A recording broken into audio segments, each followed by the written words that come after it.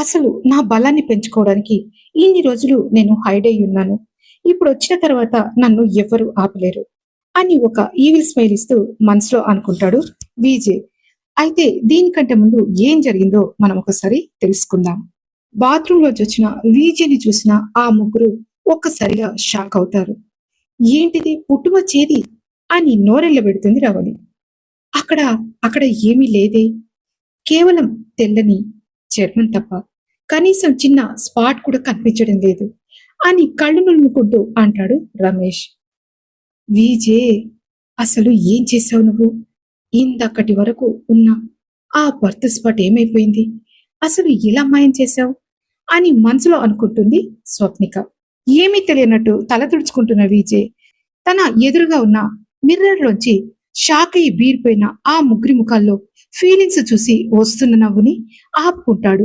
ఏమైంది రమేష్ గారు? అందరూ అలా షాక్ అయ్యారేంటి? నా విప్ మీద ఏమైనా రాసి ఉందా ఏంటి అని అడుగుతాడు విజయ్. షాక్ అయిన రవలికి ఇంకా నమ్మకం రాక దగ్గరకు వెళ్లి పరికించి మరీ చూస్తుంది. బాబు, నిన్న నిన్న రాత్రి ఇక్కడే ఒక నల్లని పుట్టుమచ్చ చూశాను. ఇప్పుడు అది మాయమైపోయిందేంటి అని అయోమయంగా అడుగుతుంది రవలి. ఓ అదా అమ్మా, అది పుట్టుమచ్చ కాదు. నిన్న రాత్రి స్వప్నికకు డ్రెస్సింగ్ చేస్తున్నప్పుడు పొరపాటున ఆ ప్యాచ్ కి ఉన్న ఏదో నల్ల రంగు నా భుజానికి అంటుకుంది. బహుశా మీరు దాన్ని చూసి పుట్టుమచ్చ అనుకుని ఉంటారు. ఇప్పుడే స్నానం చేశాను కదా, అది కరిగిపోయింది. చూసారా మీ అనుమానం ఎంత సిల్లీగా ఉందో అని అంటాడు విజయ్. రమేష్ రవలి ఒకరి ముఖం ఒకరు చూసుకుంటారు. రవలికి తను చేసింది తప్ప అని అనిపిస్తుంది. రమేష్ చంద్రకు తన కొడుకు ఎంతటి తెలివైన వాడో అర్థమై గర్వంగా అనిపించినా బయటకు మాత్రం నిరుత్సాహంగా నటిస్తాడు. చూసావా రవలి, నీ పిచ్చి భ్రమలు మనల్ని ఎంత కామెడీగా మార్చాయో. రాయ్ గారు, సారీ అండి, ఇక మీరు రెడీ అవ్వండి, మేము వెళ్తాము అని ఇద్దరు గది నుండి బయటకు వెళ్ళిపోగానే విజయ్ అద్దంలో తన భుజం వైపు చూసుకుంటాడు. అక్కడ అతను వాడిన స్కిన్ కలర్ మేకప్ స్టిక్కర్ చాలా పక్కాగా మచ్చను కవర్ చేసింది. విజయ్ తనలో తాను నవ్వుకుంటూ, అమ్మా, నీ కళ్ళని మోసం చేయడం నాకు ఇష్టం లేదు, కానీ సమయం వచ్చే వరకు ఈ మాయ తప్పదు అని మనసులో అనుకుంటాడు విజయ్. రవలి రమేష్ గది నుండి బయటకు వెళ్ళగానే విజయ్ ఒక్కసారిగా ఊపిరి పీల్చుకుని సోఫాలో వెనక్కి వాలుతాడు. స్వప్నిక మాత్రం ఇంకా ఆశ్చర్యం నుండి బయటపడలేక తన భర్త వైపు అలాగే బీరిపోయి చూస్తుంది. ఏంటలా చూస్తున్నావు స్వప్ని? నువ్వు కూడా అది మాయ అనుకుని గాల్లో కలిసిపోయిందేమోనని భయపడుతున్నావా ఏంటి అని అల్లరిగా నవ్వుతూ ఐవింగ్ చేస్తూ అంటాడు విజయ్. పెయిన్ కిల్లర్స్ వల్ల ఈ రోజు కొంచెం పెయిన్ తగ్గిన స్వప్నికకు ఇప్పుడు మాట్లాడడం కూడా కొంచెం ఈజీగానే ఉంది. అతని దగ్గరకు వచ్చి భుజం మీద వేలితో తాకుతూ, అసలు ఏంటి విజయ్ ఇది? ఇందాక అత్తయ్య చెప్పినప్పుడు నేను చచ్చి బతికను తెలుసా? ఆ పుట్టుమచ్చని అంత పక్కగా ఎలా మాయం చేశావు? నువ్వు నిజంగా మనిషివేనా లేక ఏమైనా మెజిషియన్వా అని ఆశ్చర్యంగా అంటుంది స్వప్నిక. ఆమె నడుం చుట్టూ చేయి వేసి తన వైపు లాక్కుంటూ, మెజిషియన్ కాదు స్వప్ని, ఒక కేర్ఫుల్ హస్బెండ్ ని. అమ్మ నోట్లో నువ్వు గింజ నానదని నీకు తెలుసు. ఇప్పుడే బయటపడితే నా ప్లాన్ మొత్తం డిస్ట్రాయ్ అవుతుంది. ఆ మచ్చ మీద నేను స్కిన్ కలర్ మేకప్ ప్యాచ్ వేశానని కేవలం నాకు మాత్రమే తెలుసు అని అంటాడు విజయ్. అతని ఛాతి మీద చిన్నగా కొడుతూ, అబ్బో గొప్పేలే, ఆ మేకప్ ప్యాచ్ తో అత్తయ్యకి చెప్పిన అబద్ధం ఉంది చూడు, అది హైలైట్. పాపం ఆవిడ ఇంత పిచ్చిది కదా, నువ్వు చెప్పిందలా నమ్మేస్తుంది అని బాధగా అంటుంది స్వప్నిక. మరి నమ్మక ఏం చేస్తుంది?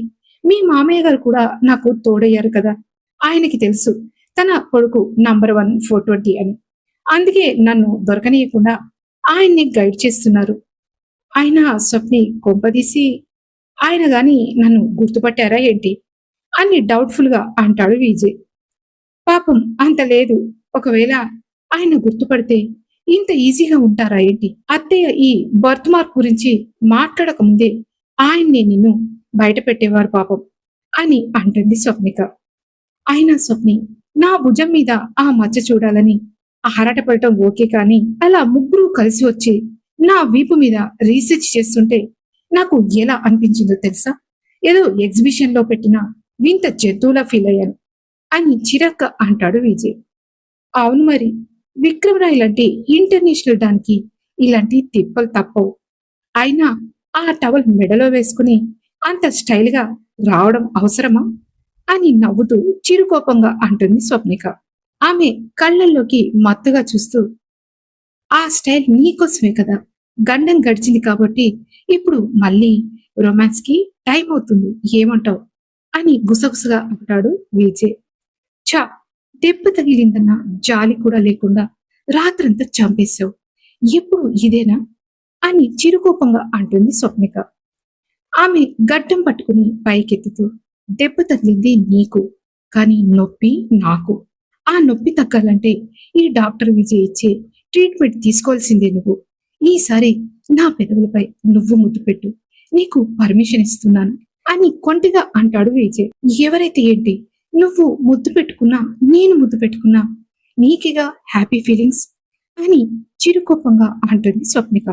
అవునా, నాకు మాత్రమే ఫీలింగ్సా, నీకు ఫీలింగ్స్ రావా బెట్టా మరి అంటూ ఆమెను మత్తుగా చూస్తూ తన దగ్గరకు తీసుకుపోతుంటే స్వప్నిక నవ్వుతూ వీజీ నుండి తప్పించుకోవడానికి ట్రై చేస్తుంది. ఆ గదిలో ఇందకటి టెన్షన్ అంతా పోయి ఒక వెచ్చని ప్రేమ అల్లరి నిండిపోయాయి. గదిలో వాతావరణం చాలా రొమాంటిక్ గా ఉంది. విజయ్ స్వప్నిక కళ్ళల్లోకి ఇంటెన్స్ గా చూస్తూ ఆమె ఊరిస్తున్న పెదవులని అందుకునే ప్రయత్నంలో ఉన్నాడు.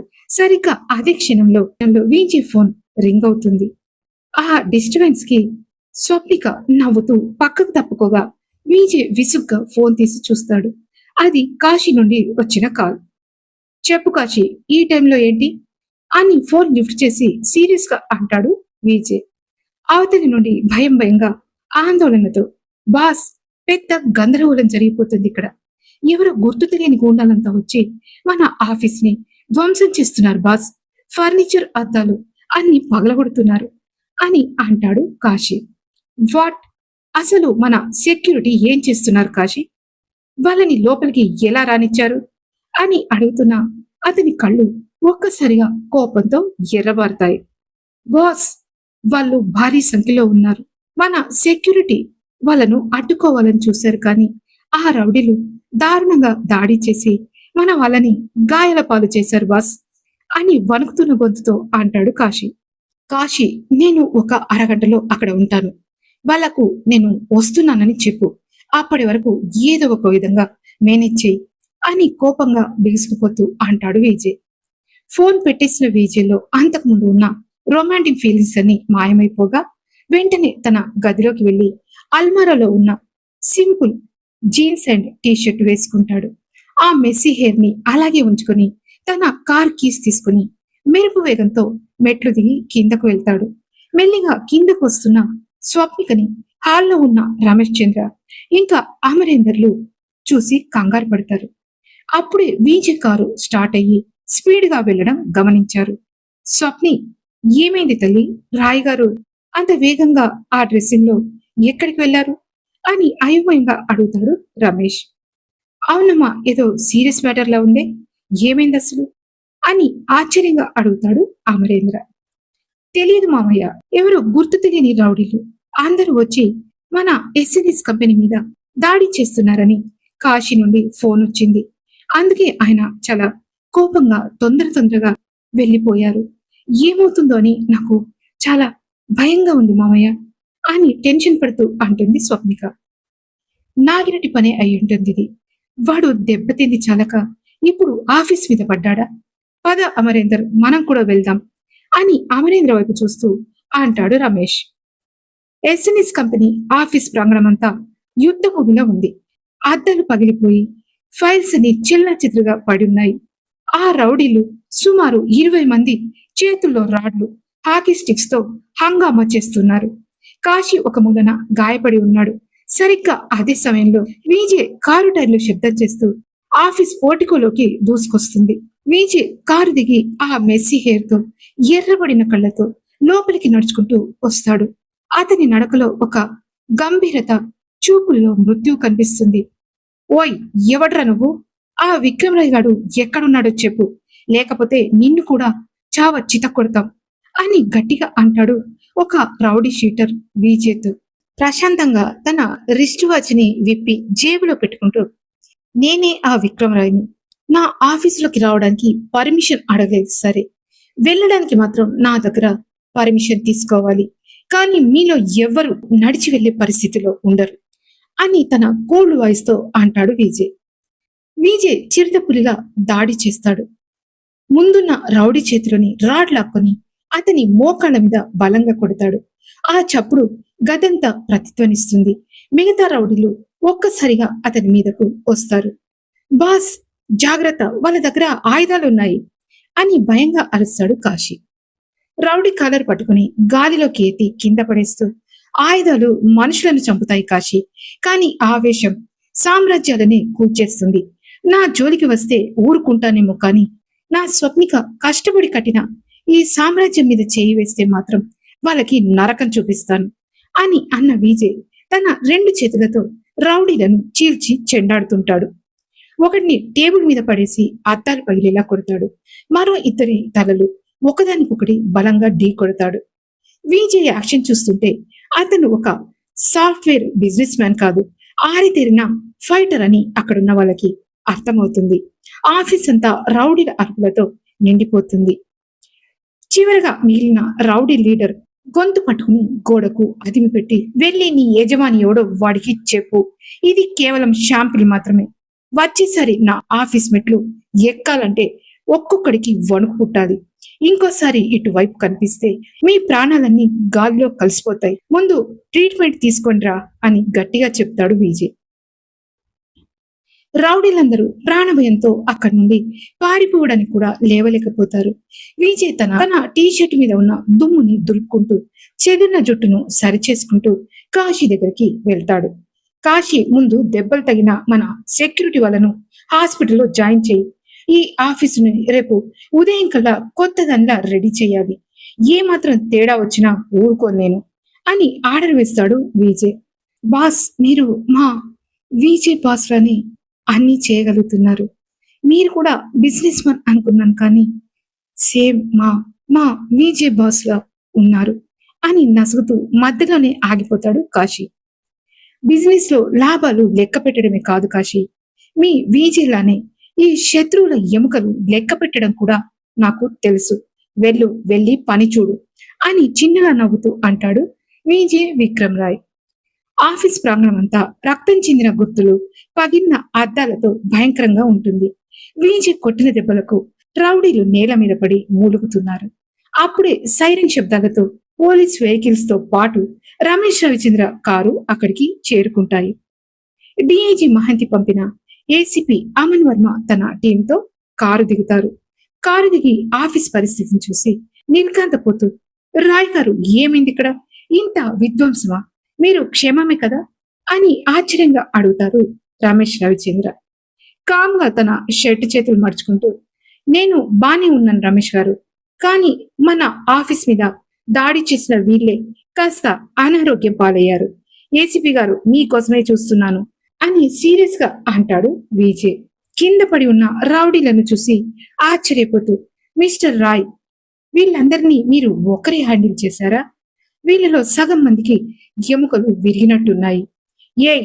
వీళ్ళందరినీ వ్యాన్ ఎక్కించండి, ముందు హాస్పిటల్ కి, తర్వాత జైలుకి పంపిద్దాం అని సీరియస్ గా అంటాడు ఏసీపీ అమన్ వర్మ.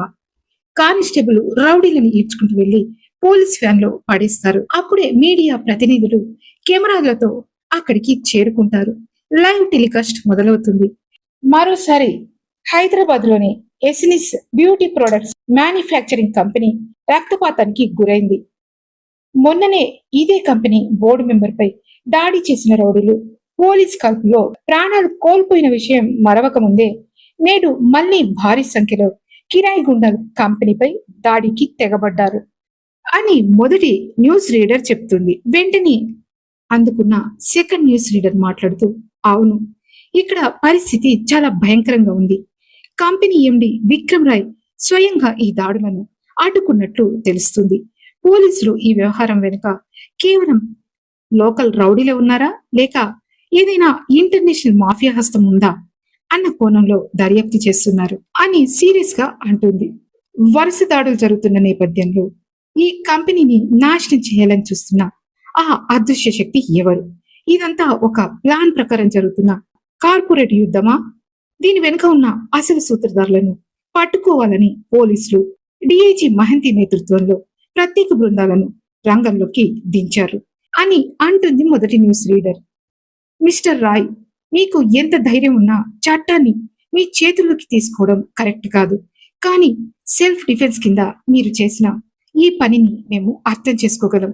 అయితే మీడియాలో వస్తున్నట్టు దీని వెనుక పెద్ద నెట్వర్క్ ఏదైనా ఉందా అని సీరియస్ గా అడుగుతాడు ఏసీపీ అమన్ వర్మ. ఎదుటి వాళ్ళకు ఏమీ అర్థం కాకుండా ఒక ఒక విధమైన నవ్వు నవ్విన విజయ్, నెట్వర్క్ గురించి నాకు తెలియదు ఏసీపీ గారు, కానీ నా సామ్రాజ్యాన్ని తాకాలని చూస్తే ఆ నెట్వర్క్ సిగ్నల్ కట్ చేయడం మాత్రమే నాకు తెలుసు. రమేష్ గారు, పదండి వెళ్దాం. స్వప్నిక వెయిట్ చేస్తూ ఉంటుంది. ఈ రోజు రాజ్ని స్కూల్లో జాయిన్ చేయాలని అనుకున్నాం కదా అని అంటాడు విజయ్. వీడు విజయ్ కాబట్టి నాగిరెడ్డి మనుషులను ఊచకొత్త కోశాడు. అదే విక్రమ్ రాయ్ అయితే ఇలాగే చేసేవాడా? కొంపదీసి పోలీసుల దర్యాప్తులో వీడి అసలు నిజం బయటపడదు కదా అని మనసులో భయంగా అనుకుంటాడు రమేష్ రవిచంద్ర. ఆఫీస్ దగ్గర హంగామా ముగిసిన తర్వాత విజయ్ తన కారు వైపు వెళ్తుండగా అతని ఫోన్ మళ్ళీ మోగుతుంది. స్క్రీన్ మీద సంతానం అని పేరు కనిపిస్తుంది. విజయ్ ఫోన్ లిఫ్ట్ చేసి కారులో కూర్చుంటాడు. చెప్పు సంతానం, ఏంటి అప్డేట్ అని అడుగుతాడు విజయ్. బాస్, ఇప్పుడే ఇన్ఫర్మేషన్ వచ్చింది. ఆఫీస్ మీదకు ఈ రౌడీ షీటర్స్ ని పంపించింది ఎవరో కాదు, ఫాక్స్. నాగిరెడ్డి చెప్పిన ప్రకారం ఈ ప్లాన్ అంతా వాడి చేశాడు బాస్ అని సంతానం చెప్పడంతో విజయ్ కళ్ళు ఒక్కసారిగా చిన్నగా అవుతాయి. ఫాక్సా? డేనియల్ చనిపోయిన తర్వాత వాడు సైలెంట్ అయిపోతాడు అనుకున్నాను అని మెల్లిగా ఏదో ఆలోచిస్తూ అంటాడు విజయ్. అదే పొరపాటు బాస్. డేనియల్ చనిపోవడంతో ఫాక్స్ కేరళలో మొదలుపెట్టిన వాళ్ళ మెషిన్ వర్క్ ని మధ్యలోనే ఆపేసి వాడు ముంబై పారిపోయాడు. అక్కడి నుండే ఇప్పుడు నాగిరెడ్డికి సపోర్ట్ ఇస్తూ మన మీద ఈ అటాక్ చేయిస్తున్నాడు అని చెబుతాడు సంతానం. అంటే వీడు ముంబై మాఫియాని మన మీదకు ఉసిగొల్పుతున్నాడన్నమాట. సరే సంతానం, నువ్వు 1 గంటలో మన మ్యాన్షన్ దగ్గరికి వచ్చే, ఈలోపు నేను కూడా అక్కడికి చేరుకుంటాను అని అంటాడు విజయ్. అలాగే బాస్, ఇంకేమైనా చేయాలా అని మెల్లిగా అడుగుతాడు సంతానం. అవును, చాలా ఇంపార్టెంట్ పనుంది. నువ్వు వచ్చేటప్పుడు మీడియా వాళ్ళందరినీ కూడా మన మ్యాన్షన్ దగ్గరికి రమ్మని చెప్పు. ఇవాళ జరిగిన దాడుల మీద నేను ఒక ఓపెన్ స్టేట్మెంట్ ఇవ్వబోతున్నాను. అది వింటే ముంబైలో ఉన్న ఫాక్స్ కి, ఎక్కడ ఉన్న నాగిరెడ్డికి ఒకేసారి నిద్ర పట్టకూడదు. అర్థమైందా అని చాలా కూల్ గా అంటాడు విజయ్. అర్థమైంది బాస్, మీడియా మొత్తం అక్కడ ఉండేలా చూస్తాను అని అంటాడు సంతానం. తర్వాత విజయ్ సుమారు 10 నిమిషాల పాటు సంతానంకి ఫోన్లోనే కొన్ని సీక్రెట్ గైడ్ లైన్స్ ఇస్తాడు. ఎలా మేనేజ్ చేయాలి, సెక్యూరిటీని ఎలా పెంచాలి అనే విషయాలు కూడా చర్చించి ఫోన్ కట్ చేస్తాడు. అతని ముఖంలో ఇప్పుడు ఒక రకమైన గెలుపు నవ్వు కనిపిస్తుంది. ఫాక్స్, ముంబై వరకు వెళ్ళావు కదా, అక్కడే సమాధి చేస్తాను. నా జోలికి వస్తే బతికిపోతావేమో, కానీ నా వాళ్ళ జోలికి వస్తే మాత్రం ప్రాణాలతో వదిలే ప్రసక్తే లేదు. అసలు నా బలాన్ని పెంచుకోవడానికి ఇన్ని రోజులు ఎవరికి కనపడకుండా హైడ్ అయి ఉన్నాను. ఇప్పుడు వచ్చిన తర్వాత నన్ను ఎవ్వరూ ఆపలేరు అని ఒక ఈవిల్ స్మైల్ ఇస్తూ మనసులో అనుకుంటాడు విజయ్. ఇంతకీ విజయ్ ఆఫీస్ పై దాడి చేసింది నాగిరెడ్డి మనుషులేనా, లేక సిండికేట్ వాళ్ళు ఎవరినైనా దాడి చేయడానికి పంపించారా? విజయ్ తను విక్రమ్ రాయ్ ఒక్కడే అని ఎప్పుడు రివీల్ చేస్తాడు? తెలుసుకోవడానికి వెంటనే సబ్స్క్రైబ్ చేసుకోండి. అలాగే ఈ పార్ట్ మీకు నచ్చినట్టయితే లైక్ చేసి కామెంట్ పెట్టండి. Thank you so much.